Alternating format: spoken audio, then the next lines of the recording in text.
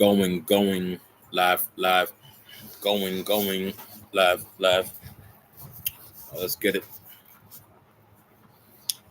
Shalom, everybody. Shalom. I hope you're all doing great today. Hope you're all blessed. And I hope the Most High is moving in your wonderful, beautiful lives that matter. We are going to be covering signs and wonders upon the real children of Israel. I'm reading off of my Facebook. Something that came to my attention.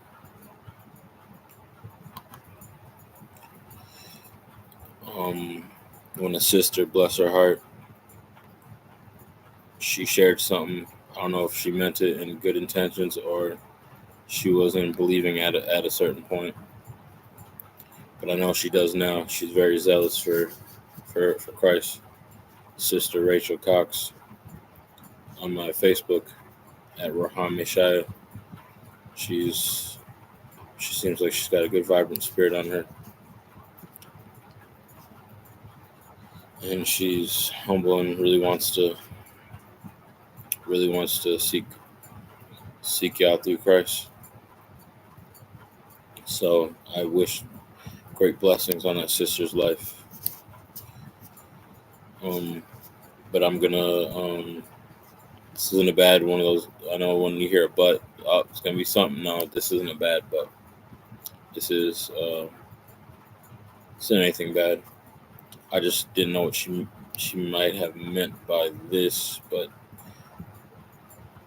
she shared something May 6th that said, "Why would you believe in a God that your slave master gave you?"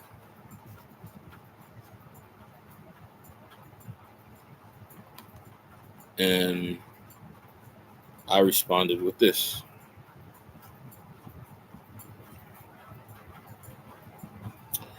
Because he was the God who promised us he would send them after us for our abandoning him and disrespecting him.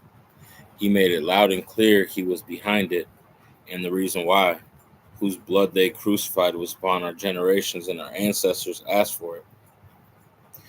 Sure seems like a sign of it upon us, forced a 450-page oppression version of Christ and taken into slavery on a ship named Jesus. Matthew 27:25-26. Then answered all the people and said, "His blood be upon us and our generations." Then released he Barabbas. What's funny about Bar Abbas? It literally means son of God. Bar is son and Abbas is God, God's son, Barabbas.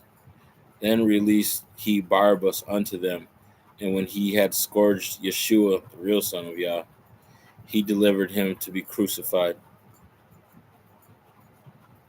You know, it's funny because Barabbas was a thief. They chose a thief that is the son of God, that's a thief, which represents the devil, over Yeshua, who they called sin. They chose to set free someone who was spiritually represented, Satan. They chose Satan over Christ, basically, what that's symbolic about. That's why this book is it's amazing. But here we go. And scourged Yeshua, delivered him to be crucified. Deuteronomy 28:45-49.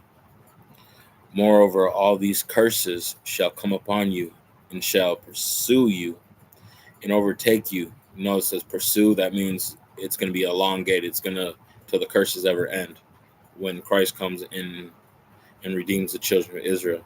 So these curses shall come upon you and shall pursue you and overtake you till you be destroyed, because you listen not unto the voice of Yahweh your Elohim, to keep his commandments and his statutes which he commanded you.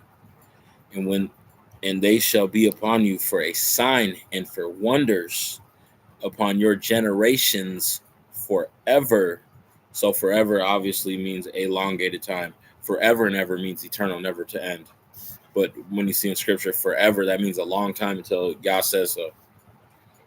Because you serve not Yah your Elohim with joyfulness and with gladness of the heart, for the abundance of all things, Therefore shall you serve your enemy, which Yah shall send against you in hunger and in thirst and in nakedness and in want of all things. He shall put a yoke of iron upon your neck until he has destroyed you. Can't see this picture right now, but in American slavery, when they auction them off in a poster, they literally have a yoke of iron around slaves' necks. And who do we go for want of all things? Exactly. All right, let's finish this.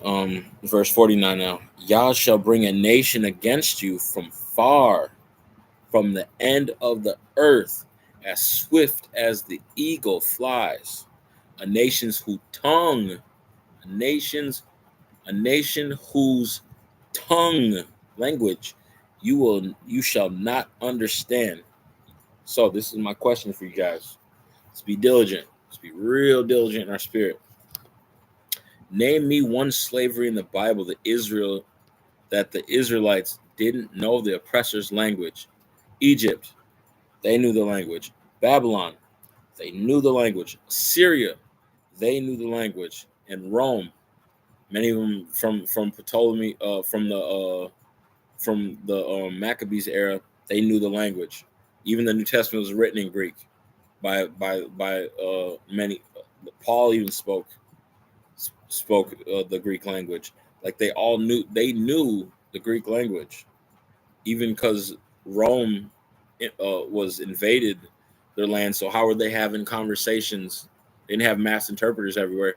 The Israelites during the siege of Jerusalem knew the language of the people that were amongst them. The Idumean the Jewish people. So some people are like, oh well, that's that captivity is but far away. That has to be the Holocaust and all that. A lot of the Jewish will say this is talking about the Holocaust. You guys spoke the German language. You literally had a Yiddish language that is derived off of theirs. They spoke the language. They knew their tongue. So what nation did what Israelites was taken into a captivity on the ends of the earth, far away, of a nation that flies as swift as the eagle, that the eagle is represented in them. And they knew not their tongue. A nation of fierce continents. America, people. It's even depicted in you can go watch the movie Roots, how they even depicted it. Your name is Toby. Kunta. Come on now. They didn't know that none of them knew the language. That's the only slavery that you can think of, and this is going to build up. Now watch this. Now we're going to prove that this was the slavery, because the signs and wonders are going to be upon it. Now watch this. Whew. Y'all, you moved. Thank you. I praise your mighty name, and I thank you. I humble myself before you, and I thank you that you revealed these things to me, and that you've given me a platform to reveal to these brothers and sisters that may receive this.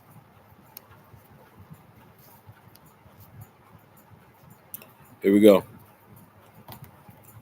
Let's get to it. Signs and wonders. Peep this spiritual revealing, my brothers and sisters, even Gentiles.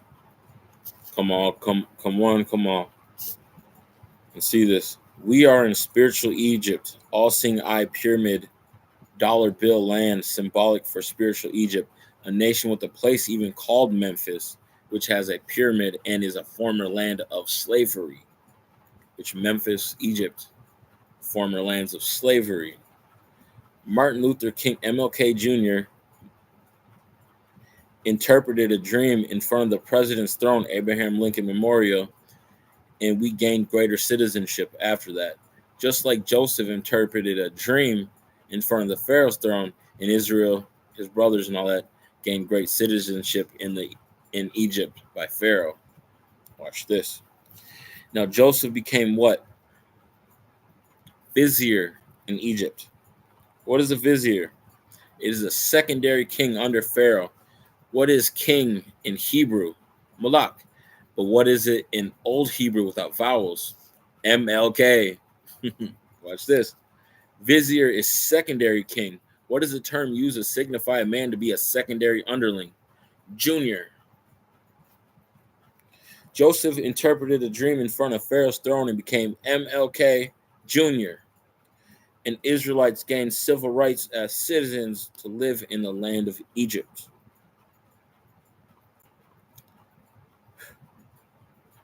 Great signs are upon us. Slavery was ended by a man named who? Abraham. Abraham Lincoln.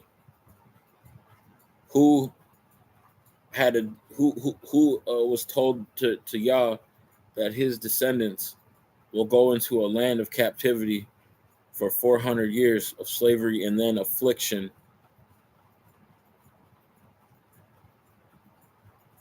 Abraham. Yah told Abraham that. Yes, it's manifold. It did happen in Joseph to Moses' time, but also it is manifold. It's in this one too. The final slavery will be the same. Yah works in mysterious ways. Watch this. Let them cook, y'all. Let's get it. Great signs are upon us. Slavery was ended by a man named Abraham, from a forefather who predicted this such a slavery, named Abraham. MLK Jr. interpreted a dream in front of Abraham Lincoln Memorial, which he is literally seated on a throne, and then we were rewarded citizenship. Abraham prophesied of a 400-year slavery and affliction of his offspring. Yes, again, that happened in Joseph and Moses' time, 430 years to be exact. But prophecy is often manifold. So we too, 406 years since 1619. 400 years since 1619. Yeah. Wait, no, because it was 1619. Yeah, because in 2019, that would have been 400 years. But now we're in 2025 right now, currently when this video is made. So that'd be 406 years since 1619. The Most High is saying, I will bring you back into Egypt by way of ship. Yet he made an oath in Exodus to never send Israel back into Egypt again. So it has to be a spiritual Egypt, not literal Egypt, as in Isaiah 52 is very revealing of it. For any who pose it, I will bring it out. So if anybody in the comments like, oh, no, they want to oppose Deuteronomy 28:68, talk about that. That's not talking. That's they actually went back into slavery into Egypt. I will destroy you with Isaiah 52 in a deep Hebrew understanding of the word, how that's a symbolic one, because he even mentions the gods. Ashur, the god of, it's actually in the Hebrew, it's not written as the actual lands, but as their gods. So that literally is symbolic for a spiritual Egypt and a spiritual Assyria captivity. Whew, man, this stuff goes deep. The bizarre thing is the details are slavery in spiritual Egypt. Slavery is that it's happening in reverse to our forefathers, slavery in Egypt. I'll leave that for you to be revealed by Ruach HaKodesh if you're curious. If you are curious to know and it doesn't come to you, seek me on Facebook. Find one of my videos, or I'll leave it here. Find me at this on Facebook, this name.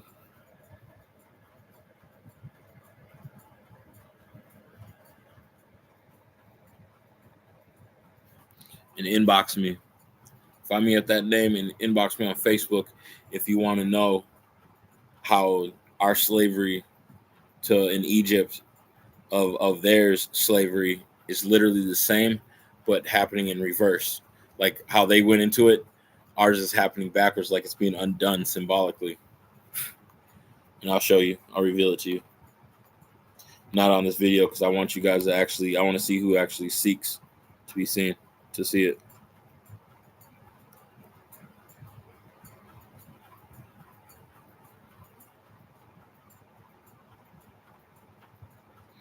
Now, this is for another sign upon us, because there's a lot of OT only brothers that trash another sign upon us, that trash Christ and say that he's an infiltration of Babylon. I mean, he's an infiltration of the Roman Greeks, of the Roman Empire, of white peoples, basically. He's not really of Yah, but he's an infiltration. Watch this. Jeremiah spoke to the king Zedekiah, warning him of Babylon will put a yoke of iron on your necks to Judah, and they rejected him, beat him, threw him in prison and in a cistern well. He kept warning them. They accused him of being a Babylonian infiltration, which you can find in Jeremiah 37:13, because he came with Yah's word telling them to submit to Babylon, and the false prophet said to rise up in force. Same thing with Christ. He came with the submit to the oppressors, do good to them, and he died for it, because they were looking for a Messiah, because they wanted a Messiah to rise up with force and overthrow Rome. But he was preaching the opposite, saying, no, submit to them, give in to them, don't sit here and oppose them. And so they crucified him, because they're like, you're not the king. He could have came with all the scripture in the world that was so obvious that he was, but he didn't do what they wanted him to do, as to rise up and conquer Rome. And they're like, no, you're not our Messiah. No, to hell with you, crush you. So that's what really happened. And now by our people today, they accuse his word from Yah as Roman Greek infiltration, the very post, and they rise up against America, I'm gonna destroy, America, blah blah blah blah blah blah blah, this, that, this, and the third. They're literally repeating that. So the signs are upon us in this curse, that we literally, you see how it's backwards, how we were taken into slavery, just like the ones before. This isn't the what I'm talking about what I said earlier, the signs of our slavery backwards. This is one of them, but there's a deeper one of where it's with Joseph and Moses and all that, and then into the to their being set free and then taken into the wilderness. But this one I will reveal to you on this live. You see how the Israelites, when they received Christ, they enjoyed him at first, but then the Pharisees started persecuting him. They were persecuted. He was slandered and persecuted at first, and hated on, and saying, you're not the Messiah, you're not the Messiah, you're not the Messiah. That's how they started out. You're not the Messiah, you're not the Messiah, you're not the Messiah. For he was actually persecuted, beaten. You're not the Messiah, you're not the Messiah. And then it switched into them doing what? Telling him that, saying the whole let his blood be upon us, and that he's hold on, give me a second. I'm trying to let this come to me.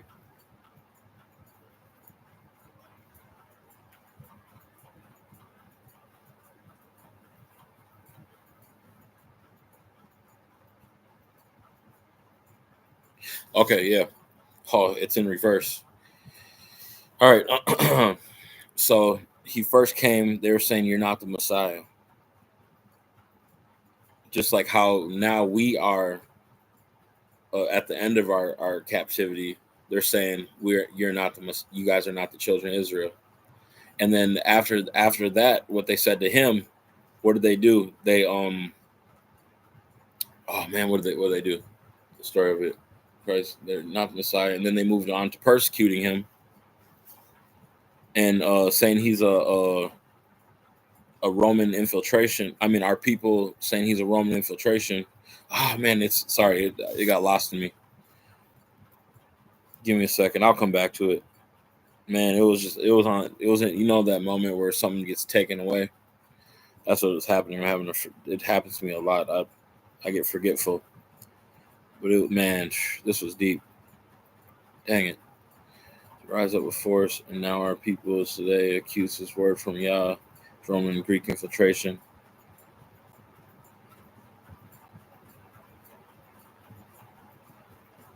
Oh yeah. Okay. How we went into slavery. I mean, how his ministry started. He started with oh man, why is this happening? Sorry, people. It happens sometimes. Maybe I'm not supposed to reveal it, so I'll just let it go. It'll come back to me another time, and if I do, I'll make a YouTube short and breaking it down. But I'm just gonna move on because it's gonna hinder me from finishing this. Man, it was about to get deep though.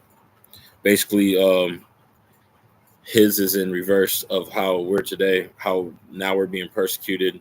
We're being said, "Oh, you're not the children of Israel," but his started out, "You're not the Messiah." How his began is how ours is ending in reverse, and how he was. How he was killed. We were being killed before then. So his ending was being killed. Our beginning, we came out of slavery, was before they went into slavery and in 70 AD siege. After he rose into to heaven, how we came out of slavery, and then we were being killed, lynched, and da da da da. After, and then it gradually went to you see what I'm getting hit with here. So I don't have it written down or anything, so it's like trying to freestyle this. I'm horrible at freestyling stuff, but I'll try. So he was told he wasn't Messiah, and then he was killed. Told he wasn't Messiah, then he was killed, and then Israel went into slavery. We came out of slavery. We were then being killed, and then that's what's it. And then being killed, and now we're being told we're not the children of Israel. So it's backwards. And then we will be redeemed after that. So that's how simple it was, and I couldn't even get it down pat. I know there's more in it, but I just did the simplified version because I can't. Yeah, maybe I was supposed to say the simplified version in the beginning. I was being too stubborn. I wanted to do the full depth one, but that one, just the full simple version. Maybe it'll come to somebody else and they'll make a video of it if they watch this, of the really deep version of it, like the similarities that they can show. So I'll just leave the simple version out there. So maybe it might Holy Spirit trigger somebody else for his purpose.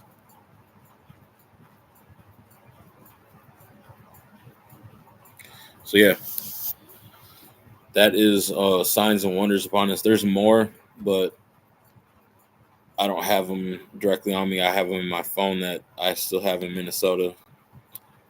And my mom, she was going to send it to me, mail it to me because I'm in Tennessee right now.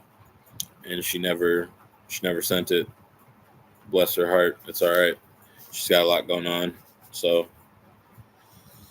don't blame her for that. But yeah, shalom, and I hope you enjoyed the revealing.